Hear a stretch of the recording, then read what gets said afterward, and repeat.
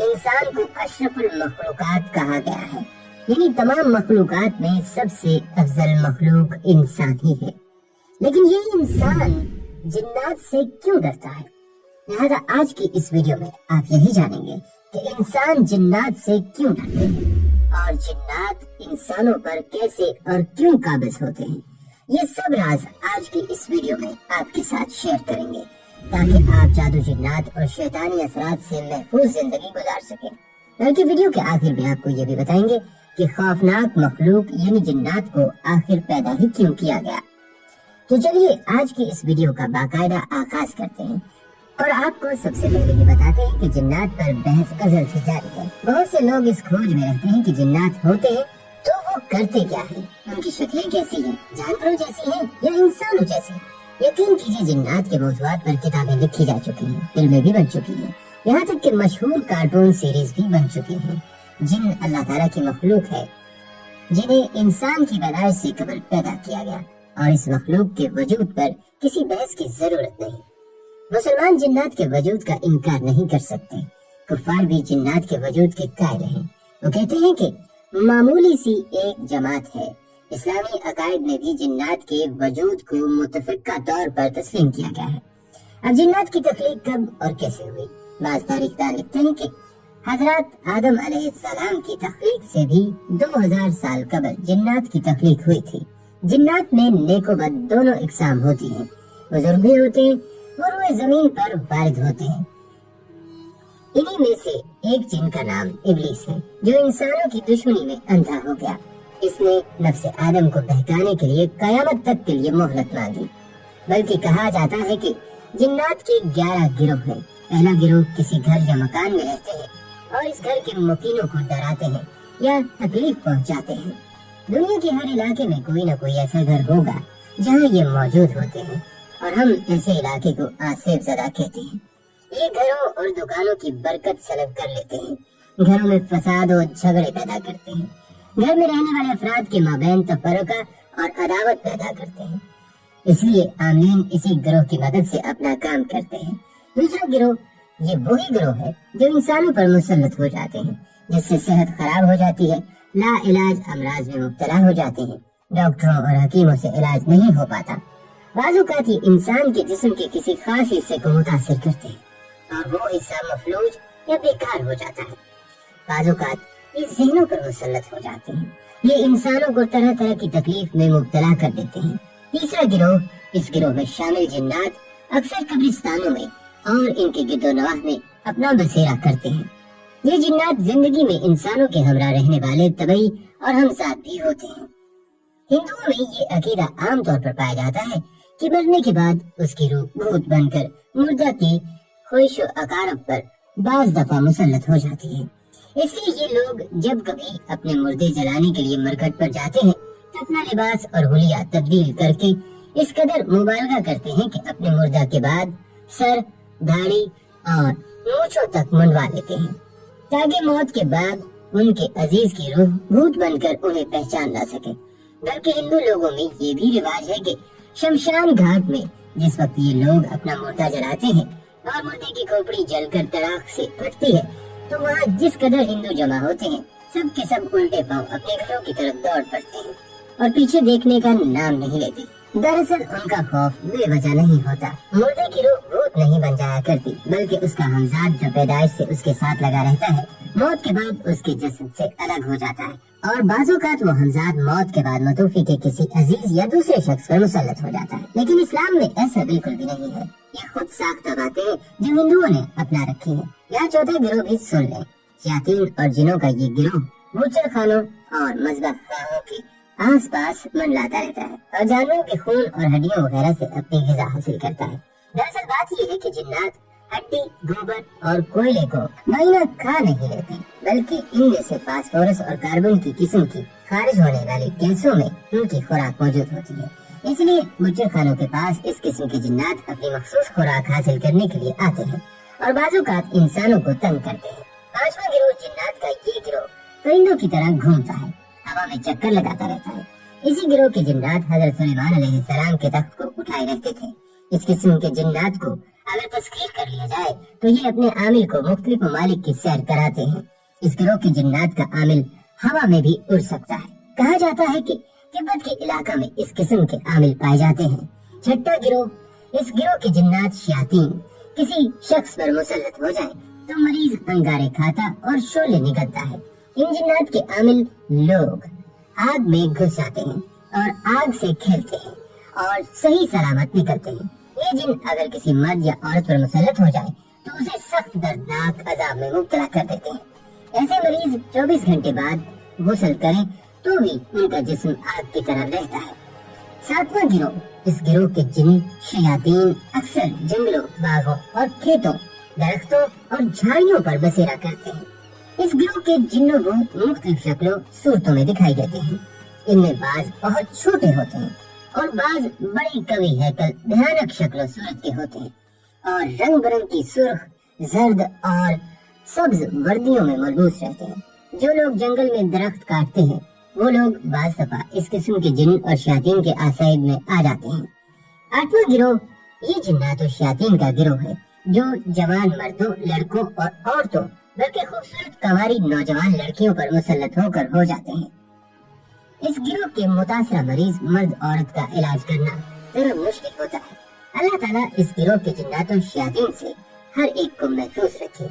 نواں گروہ، اس گروہ میں شامل جنات اور شیاطین انسانوں پر مسلط ہو کر انہیں بیمار کر دیتے ہیں اور انسانوں کا خون چوستے ہیں اور یہی ظلم حیوانات پر بھی مسلط ہو جایا کرتے ہیں۔ اکثر دودھ دینے والی گائے، بھینس اور بکریوں، بھیڑوں پر ان کا تسلط ہو جاتا ہے۔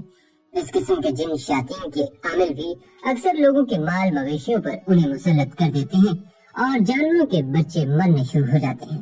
جانوروں کے دودھ اور مکھن میں کمی بیشی میں ان جن شیاطین کا بڑا اثر ہوتا ہے۔ 10واں گروہ، اس گروہ میں شامل جن شیاطین بتوں اور مورتیوں میں گھس کر لوگوں میں بت پرستی کے مشرکانہ رسم و رواج کا موجب بنتے ہیں۔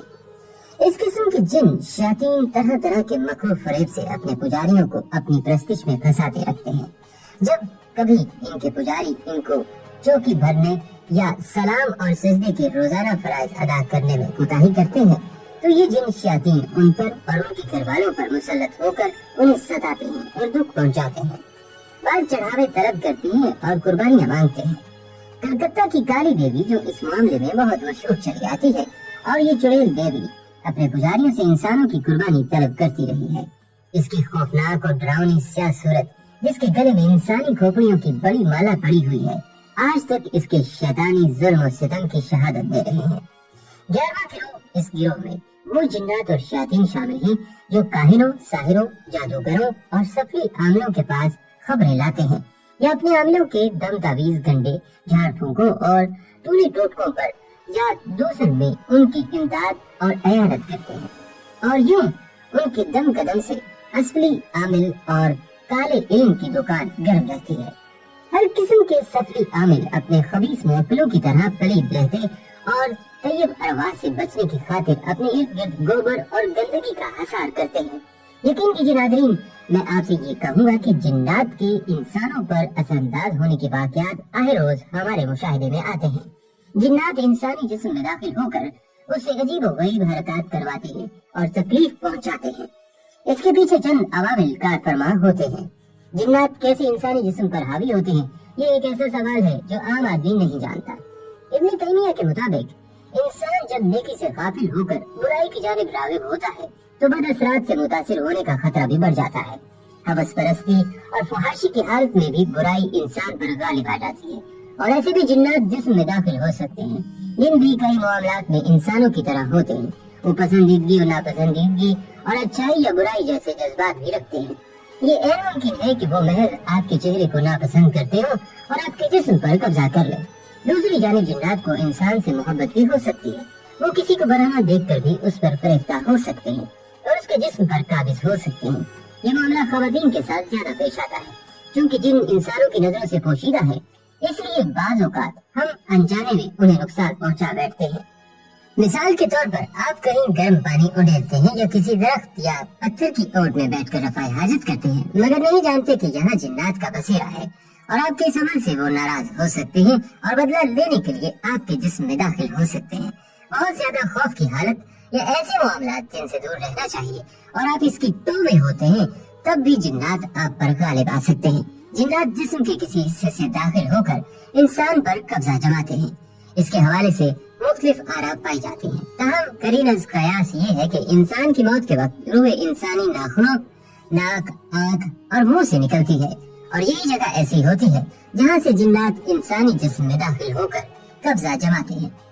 بلکہ مستند تاریخی شواہد سے معلوم ہوتا ہے کہ ایک بار حضور نبی کریم صلی اللہ علیہ وآلہ وسلم جلیل القدر صحابی عبداللہ ابن مسعود کو ہمراہ لیے رات کے وقت اس جگہ پہنچے۔ آپ صلی اللہ علیہ وآلہ وسلم نے حضرت عبداللہ بن مسعود رضی اللہ تعالیٰ عنہ کو ایک خاص مقام سے آگے بڑھنے سے منع فرمایا تاکہ کہیں جنات انہیں نقصان نہ پہنچا دیں۔ پھر آپ صلی اللہ علیہ وآلہ وسلم کی ملاقات جنات کے ایک گروہ سے ہوئی جنہیں اسلام قبول کیا، اور آپ صلی اللہ علیہ وآلہ وسلم سے اسلامی تعلیمات حاصل کرنے کے بعد واپس چلے گئے۔ قرآن پاک کی سورہ الجن وہیں اور اسی واقعے کے تناظر میں نازل ہوئی۔ بعد ازاں اسی مناسبت سے وہاں ایک وسیع و عریض مسجد تعمیر کی گئی جسے مسجد الجن کا نام دیا گیا ہے۔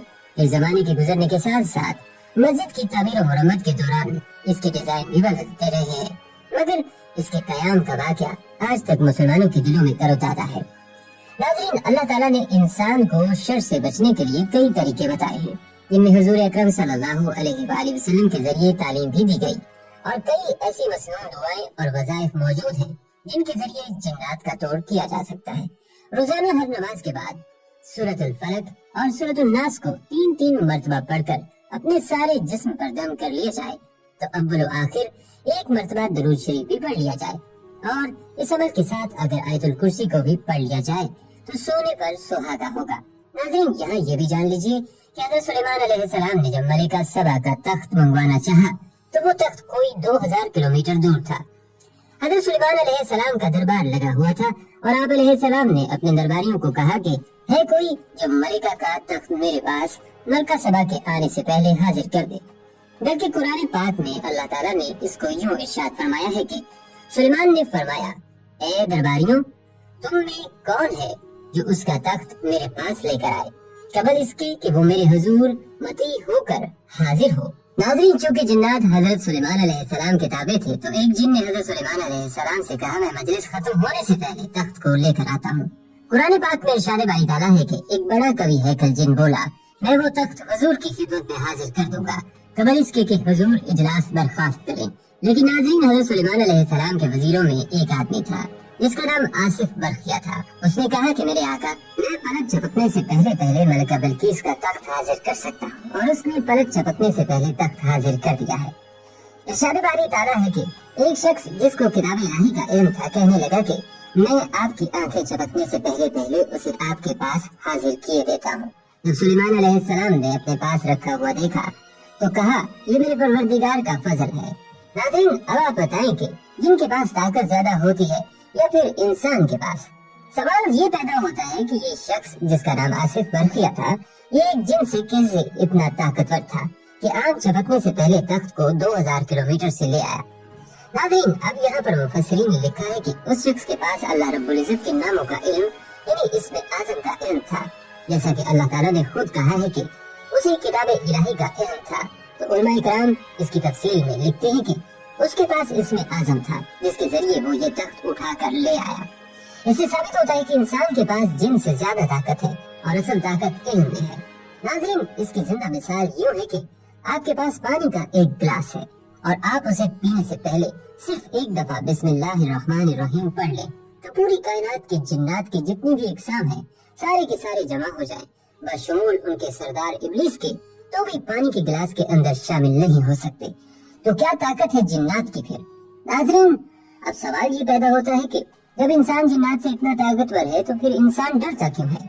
اس کا جواب یہ ہے کہ جب انسان جنات سے ڈرتے ہیں تو یہ جنات ان پر حاوی ہو جاتے ہیں، کیونکہ قرآن کریم میں ہے کہ بعض بنی آدم بعض جنات کی پناہ پکڑ لیتے تھے، جس سے جنات سرکشی اور بڑھ جاتی تھی۔ اس کی تفسیر یہ ہے کہ انسان جب خود جنات سے ڈرتا ہے تو ان جنات کی سرکشی اور بڑھ جاتی ہے، اور یہ در حقیقت ان کو طاقت بخشتا ہے۔ جب ان کو پتہ چل جائے کہ یہ بندہ ذہنی طور پر کمزور ہے اور اندر سے ہم سے خوف زدہ ہے तो ये उस पर हावी हो जाते हैं। नाज़रीन, यकीनन आप सोच रहे होंगे कि जिन्नात को कैसे पता चलता है ये बंदा हमसे खौफज़दा है। तो इसका जवाब ये है कि इंसान की पैदाइश से मौत तक एक जिन हर इंसान के साथ रहता है जिसका नाम करीन है, और करीन को आपके एक अच्छे और हर बुरे अमल का पता है, यहाँ तक कि आपकी आदत और फितरत का भी पता है। करीम को आमतौर पर हम साथ कहते हैं, यानी साथ पैदा होने वाला। नाज़रीन, जो हम बातें करते हैं ये करीम सुनता है कि ये इंसान अंदर से हमसे खौफज़दा है। बाकी जिन्नात करीम से मालूमात ले लेते हैं ये हमसे डरता है या नहीं। नाज़रीन, सूरतुल ज़ुखरुफ आयत नंबर 36 और 38 में करीम का लफ्ज़ बुरे साथी के लिए इस्तेमाल हुआ है। जैसे कि इरशाद रब्बानी है, जो कोई रहमान की याद से आंखें बंद कर ले यानी गफलत करे, हम उस पर एक शैतान करीम मुकर्रर कर देते हैं और वो उसका साथी हो जाता है, तो उसे हमारा साथी कहा गया है। मतलब ये मौत तक हमारे साथ है। बल्कि एक और जगह पर इरशाद रब्बानी है, यहाँ तक कि जब इंसान हमारे पास आएगा तो शैतान करीम से कहेगा, ऐ काश मुझ में और तुझ में मशरिक और मगरिब का फासला होता, तो बुरा साथी है। नाज़रीन, जिन्नात से खौफ हम खुद महसूस करते हैं, तभी वो हमें डराते हैं, वरना उनकी अपनी औकात नहीं है। और अगर हम अल्लाह ताला के रास्ते पर चलना शुरू कर दें और अल्लाह ताला के नेक बंदे बन जाएं और उसकी इबादत करना शुरू कर दें, तो ये हमारा कुछ नहीं बिगाड़ सकते हैं, क्योंकि शैतान ने अल्लाह ताला से खुद कहा था कि मैं तेरे बंदों को गुमराह करूंगा, लेकिन जो तेरे बन जाएंगे उन पर मेरा कुछ बस नहीं चलेगा। तो मेरे मोहतरम नाज़रीन, आज की वीडियो का खुलासा ये है कि इंसान जिन्नात से बहुत ज्यादा ताकतवर है। जब इंसान को पैदा किया गया था तो तमाम फरिश्तों ने उसको सजदा किया था। इब्लीस को भी सजदा करने का कहा गया था, जबकि उस वक्त इब्लीस का आसमान पर बहुत बड़ा रुतबा था। अब अंदाजा लगाइए कि अल्लाह ताला के यहाँ इंसान की कितनी कदर है कि उसी अल्लाह ताला ने इंसान को सजदा करने का कहा। अल्लाह पाक ने इंसान को जमीन पर अपना खलीफा कहा है। अल्लाह पाक ने तमाम मखलूकात को इंसान के ताबे कर दिया। तो जिन्नात की क्या औकात है कि वो हमें तंग करें या हम पर हावी हो सकें। दर हकीकत ये सब हमारी अपनी कमजोरियां हैं। हम अंदर से कितने कमजोर हो जाते हैं। हमारा ईमान अल्लाह पाक पर इतना कमजोर हो जाता है कि जिन्नात जैसी आम मखलूक हम पर हावी हो जाते हैं। नाज़रीन, इसका ये हल है कि अगर कोई इंसान बाकायदा नमाज पढ़ता रहे, कुरान करीम की तिलावत करता रहे और इसका कामिल ईमान हो, तो दुनिया की कोई मखलूक उसका कुछ नहीं बिगाड़ सकती। इसलिए अपने अल्लाह ताला पर भरोसा रखिए। याद रखें कि इंसान का जिन्नात से खौफजदा होना जिन्नात की सरकशी को बढ़ा देता है। हमेशा हलाल रिस्क इस्तेमाल करें। हराम का लुक्मा कल्ब रूह के लिए जहरे कातिल की हैसियत रखता है। मुर्दा दिल और बीमार रूहें शैतान के लिए तरने वाला होते हैं। जिन्नात चूंकि आग से बने हैं, इसलिए उनकी फितरत में शरारत का मादा बहुत ज्यादा होता है। लिहाजा बगैर किसी कामिल उस्ताद की रहनुमाई के इनसे छेड़छाड़ ना की जाए और ना इनको अपने ताबे करने के लिए अमलियात का सहारा लिया जाए। ये शौक अक्सर औकात गले की हड्डी बनकर रह जाता है। एक अहम बात यह है कि वहम से बचे। आजकल जिस शख्स से कह दिया जाए कि तुम पर जादू है या जिन्नात का साया है, वो फौरन यकीन कर लेता है और नफ्सियाती मरीज बन जाता है। हालांकि ये वाकयात बहुत कम होते हैं। खैर, ये एक अलहदा और तफसीली बहस है। मुख्तसर ये कि एतदाल का दामन हाथ से न जाने दें। आखिर में खुसूसन अपनी बहनों की खिदमत में अर्ज है कि पेशावर और बदअकीदा आमिलीन के चुंगल में फंसकर अपनी नामूस और ईमान को खतरे में न डालें। अगर बहुत ज्यादा मजबूरी हो तो अपने किसी महरम के साथ जाएं और जाने से पहले तस्दीक करवाएं कि वो आमिल साहिब ईमान और तकवा, बाहया और सही अकीदा शख्स है। तमाम कोशिश ये की जाए कि तावीज वगैरह अपने किसी महरम से मंगवाएं और खुद घर पर ही रहें। अकेले किसी आमिल के पास जाने का ख्याल ही दिल से निकाल दें। और हाँ, इस वीडियो के आखिर में ये भी जान लीजिए कि अल्लाह ताला ने जिन्नात को क्यों पैदा किया। तो इस सवाल का जवाब अल्लाह पाक ने कुरान करीम में यूं बयान किया है कि मैंने जिन्नों और इंसानों को सिर्फ अपनी इबादत के लिए पैदा किया है। अल्लाह ताला ये देखना चाहता है कि कौन मेरा शुक्रगुजार बनेगा और कौन मेरी नाशुक्री करेगा। लिहाजा ये फैसला कल कयामत के दिन अल्लाह पाक खुद फरमाएगा। और जो लोग चाहे वो जिन्नात हैं या इंसान, अगर वो अल्लाह ताला के शुक्रगुजार हैं तो अल्लाह ताला उनको जन्नत अता फरमाएगा, और अगर वो नाशुक्र हैं तो अल्लाह ताला ने उनके लिए जहन्नुम तैयार कर रखी है। अल्लाह ताला हम सबको शुक्रगुजार बंदों में शामिल फरमाए और हम सबका खात्मा कामिल ईमान इस्लाम पर फरमाए और शैतानी जालों से हम सब की हिफाजत फरमाए और अल्लाह ताला हम सबको जिनों की शर से भी बचा कर रखे।